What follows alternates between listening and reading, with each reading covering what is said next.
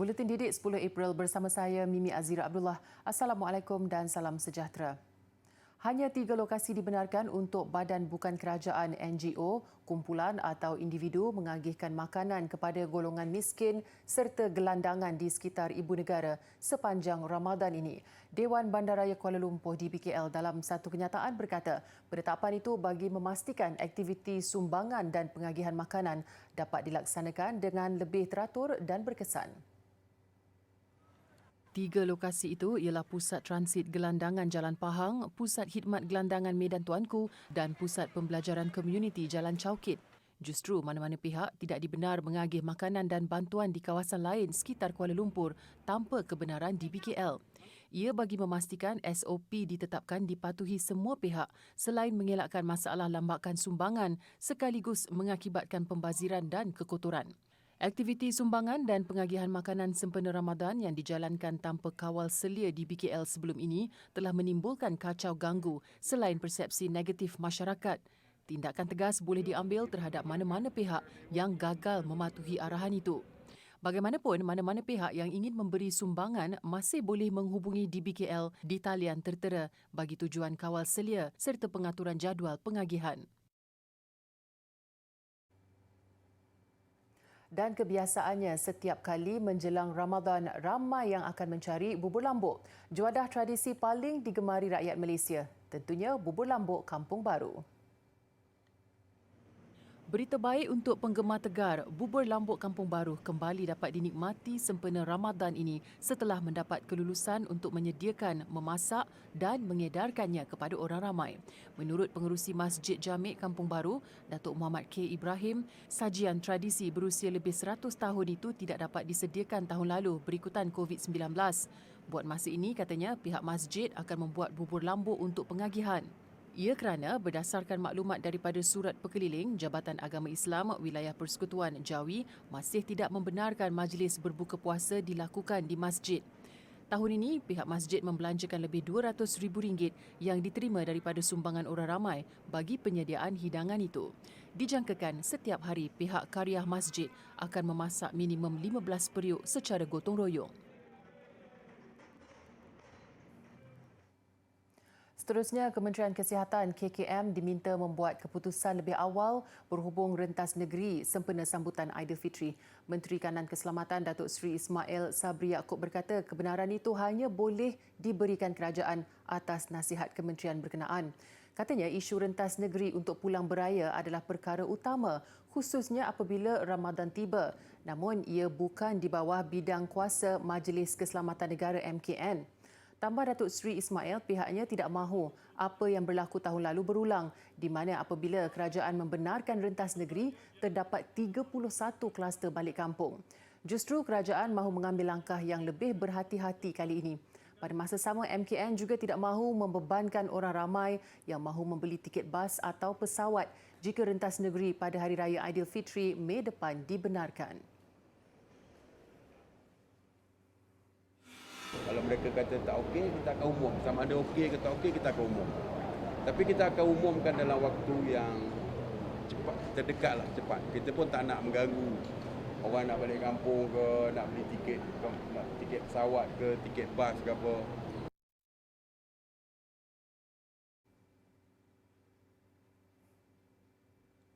Ke arah kesinambungan misi meringankan beban ibu bapa golongan B40, Majlis Guru Besar Wilayah Persekutuan Kuala Lumpur bekerjasama dengan Jabatan Pendidikan Wilayah Persekutuan Kuala Lumpur JWPKL menganjurkan program Pelangi Pagi Fasa kelima 2021 ke negeri Johor.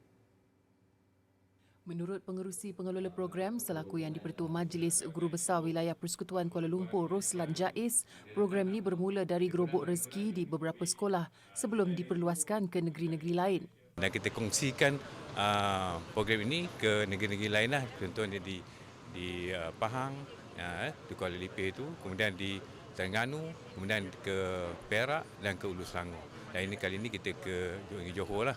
Jadi kita kongsikan rezeki itu yang kita dapat kumpulkan di Kuala Lumpur ni, kita sebarluaskan lah kita punya rezeki itu kepada yang sangat-sangat memerlukan lah.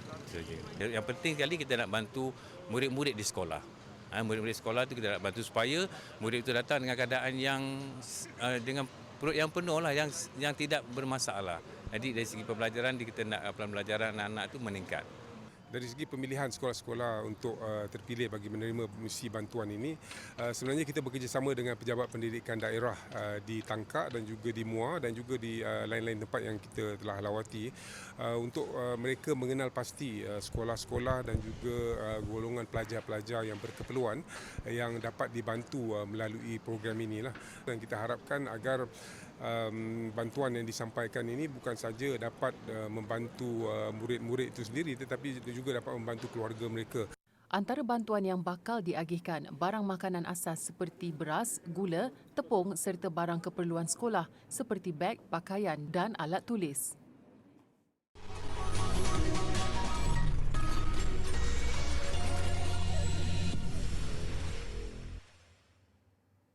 Bertemu kembali. Buat julung kalinya, Sekolah Menengah Agama Majlis Agama Islam Wilayah Persekutuan layak ke peringkat akhir pertandingan debat Qatar 2021. Lebih manis, pasukan ini berjaya merangkul anugerah Naib Johan dalam pertandingan debat peringkat antarabangsa itu yang berlangsung 3 hingga 7 April baru-baru ini. Pasukan ini diketuai oleh Syukriah Yusof dan 4 pelajar iaitu Razik Rushaidi Rushidi, Alia Batrisha Nur Azhar, Siti Nurshaza Zahirah Sheikh Amizal dan Nur Hazirah Muhammad Hafiz. Ia melibatkan 40 pasukan dari seluruh dunia. Kami berlatih selama sebulan sahaja dan selama sebulan itu juga kami banyak membaca dan banyak membuat research tentang isu-isu semasa dalam bahasa Arab. Tetapi sedikit mencabar kerana bahasa Arab merupakan bahasa ketiga buat kami, tetapi alhamdulillah kami berjaya sampai ke peringkat ini. Dan latihan kami diadakan secara online kerana pandemik COVID-19. Sebelum mara ke peringkat akhir, SMA Mawib telah bertemu dengan pasukan dari Lubnan, Thailand, Pakistan, Singapura dan Mauritius. Pada peringkat akhir, sekolah ini bertemu pasukan debat Turki. Turki dinobatkan juara sekaligus menjadikan pasukan Malaysia sebagai Naib Johan. Salah seorang pendebat, Alia Batrisha, turut diumumkan sebagai pendebat keempat terbaik sepanjang pertandingan berlangsung. Negara lain yang menyertai pertandingan ini ialah Kuwait, Libya, Kosovo, Syria, Oman, UK, Belgium, Somalia, Tunisia dan Austria. Sejujurnya saya berasa begitu bangga dengan pencapaian daripada anak-anak ini. Pertandingan ini merupakan platform yang dapat membuktikan bahawa anak-anak Melayu mampu berhujah dalam bahasa Arab mengenai isu-isu global setanding dengan negara-negara Arab yang lain. Dan kejayaan ini adalah hasil titik peluh dan latihan daripada jurulatih-jurulatih yang banyak membantu pasukan kami.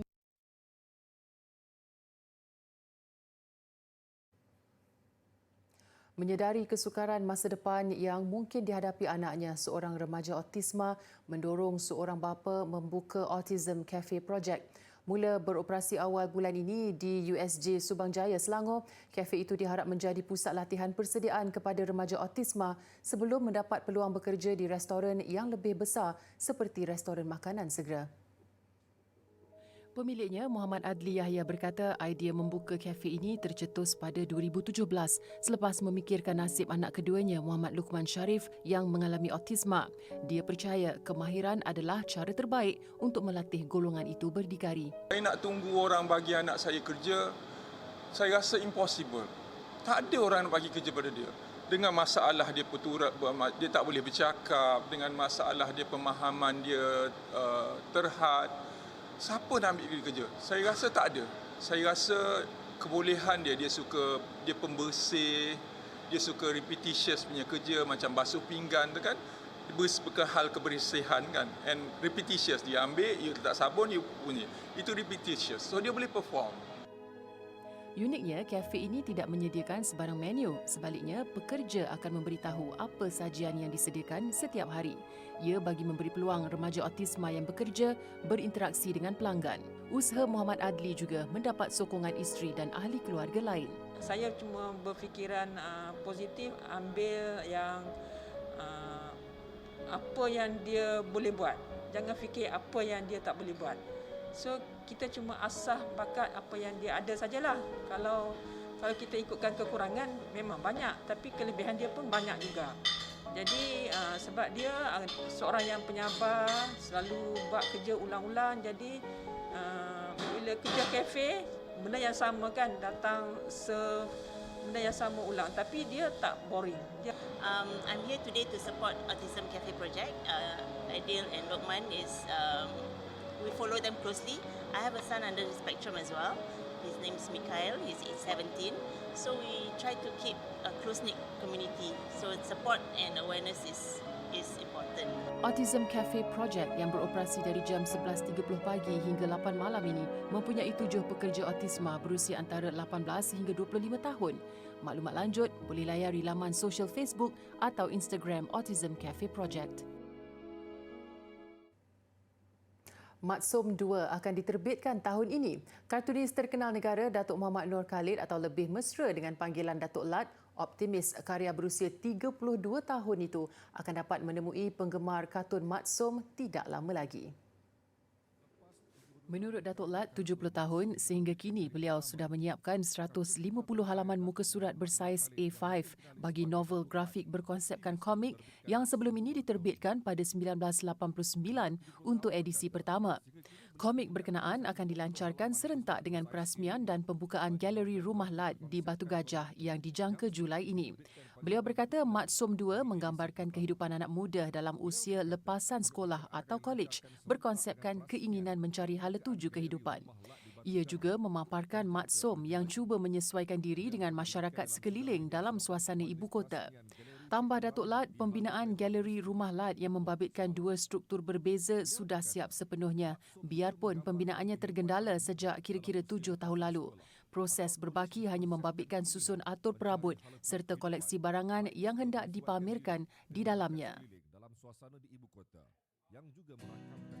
Nasihat pertama saya adalah untuk meneliti kecenderungan masing-masing, sama ada berat sains dan teknologi atau seni dan kesastraan.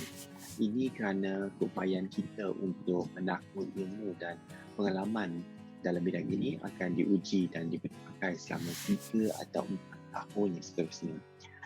Hati-hati dalam menyusun pilihan pertama sehingga yang terakhir kerana ini juga merupakan penentu masa depan serta hala tuju pekerjaan kita kelak.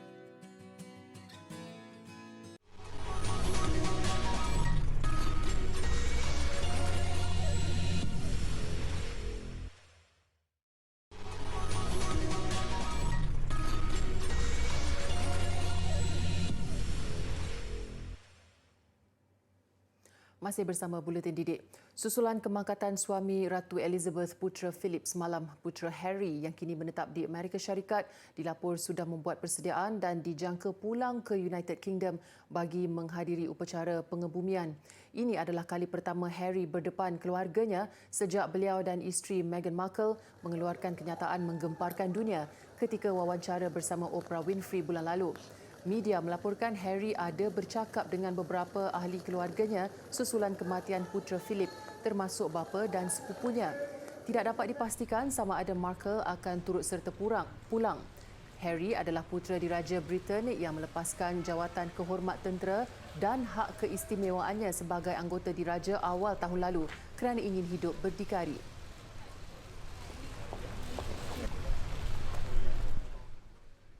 Baiklah, mungkin ramai tidak tahu negara teluk termiskin Yaman mengeluarkan madu berkualiti antara yang terbaik di dunia. Di wilayah Hadramaut misalnya, penduduk memelihara lebah bagi menambah pendapatan mereka di samping menjaga kesihatan.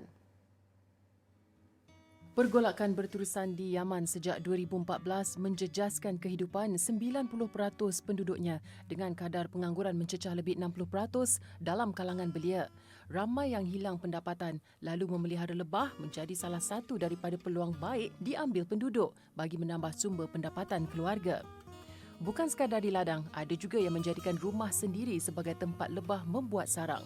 أصبحت الوظيفة لا تسد حاجة الإنسان الموظف وبرضه عامل المهنة وعامل القطاع الخاص أصبحت لا تسد حاجاتهم فاتجهوا لهذه المهنة لأنها هي طبعا مهنة تكون من أبسط المهن النوبة أو تربية النحل هذه لا تحتاج جهد كبير. في اليوم مرة نلتفت إليه في سقيه بالمحلول السكري هذا والى اخره، ولكن لا يحتاج جهد كبير ويعود بالدخل. Terdapat kira-kira 30 jenis madu yang dihasilkan di Yaman bergantung kepada kawasan. Antara yang paling terkenal, madu Doani dan Cedar atau lebih dikenali sebagai Al-Elb dalam kalangan penduduk tempatan. Harga madu terbaik dunia pula dikatakan mencecah antara $200 hingga $500 sekilogram. Menurut laporan Program Pembangunan Pertubuhan Bangsa-Bangsa Bersatu PBB, setiap tahun kira-kira 800 tan madu Yaman dieksport ke luar negara.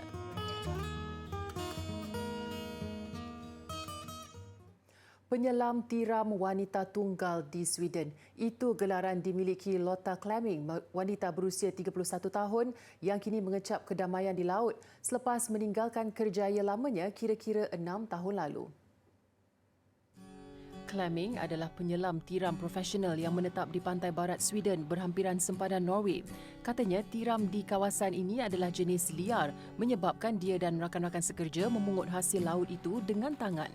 Rasanya lebih memuaskan berbanding tiram biasa dan disebabkan perairan di sini sangat bersih, ia tergolong dalam kategori A. Wanita ini pernah bekerja dalam industri fashion untuk rangkaian besar di Sweden yang juga membawanya ke serata dunia.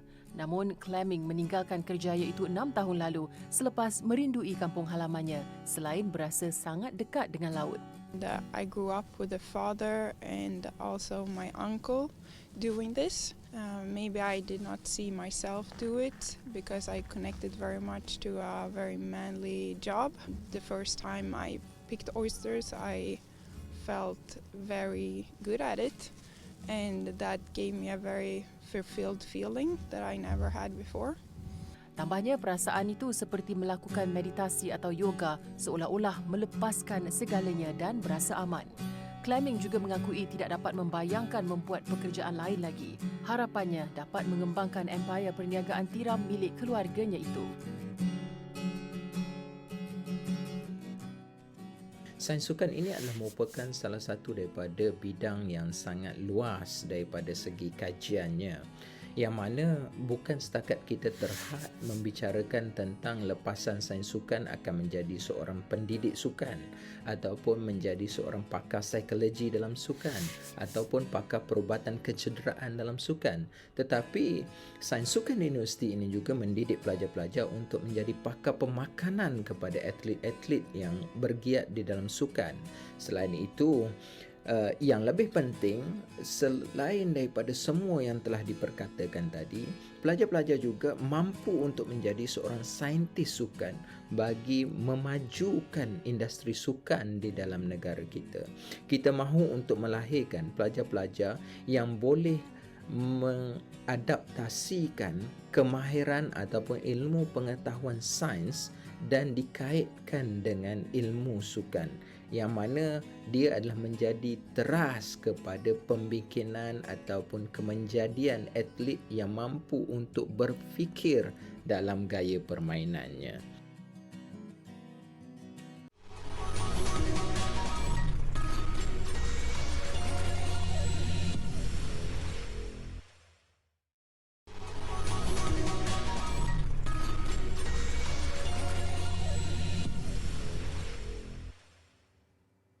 Bersua kembali, pasukan pilihan media mengenepikan pasukan pejabat Menteri Kanan Pendidikan dalam satu perlawanan bola sepak persahabatan yang berlangsung semalam. Kemenangan itu diungguli dengan jaringan 5 gol pada pusingan kedua dan ketiga. Pasukan pejabat Menteri Kanan Pendidikan turut disertai menterinya Datuk Dr. Razi Jidin dan Ketua Setiausaha Datuk Yusran Shah Muhammad Yusof mempamerkan aksi lincah di atas padang. Aksi cemerlang ditonjolkan Ketua Komunikasi Korporat Datuk Said Azidi Said Abdul Aziz apabila berjaya menembusi gawang pihak lawan yang dijaga rapi Hamzi Hambali melalui jaringan 3 gol. Sementara pasukan lawan dianggotai pengamal media dan selebriti terkenal tanah air, Tomok. Sesi perlawanan berlangsung selama 60 minit dalam 3 pusingan tetap diteruskan biarpun hujan lebat.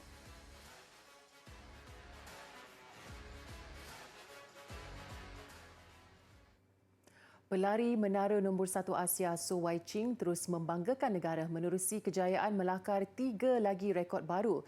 Ia menerusi percubaan mendaki ketinggian menara berkembar Petronas yang kesemuanya disempurnakan menerusi mesin tangga simulasi.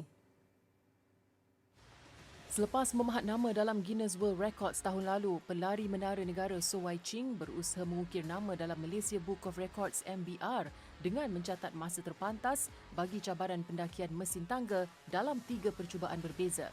Detik yang ditunggu-tunggu acara malam pemecahan rekod TNB. Pelari berusia 27 tahun itu menyempurnakan masa terpantas untuk mendaki ketinggian menara berkembar Petronas dengan mesin tangga berjarak 452.9 meter dengan catatan 16 minit 16 saat di sebalik masa minimum 25 minit. Seterusnya, pendakian kilometer menegak terpantas menerusi catatan perbezaan hampir 10 minit dari syarat kelayakan. Satu lagi rekod ialah jarak pendakian menegak terpanjang dengan catatan 1.694 kilometer. Pembukaan semula taman-taman tema di Coney Island, New York selepas ditutup akibat pandemik mencetuskan keterujaan ramai. Paparannya mengakhiri Buletin Didik malam ini. Saya Mimi Azira Abdullah, salam hormat dan selamat malam.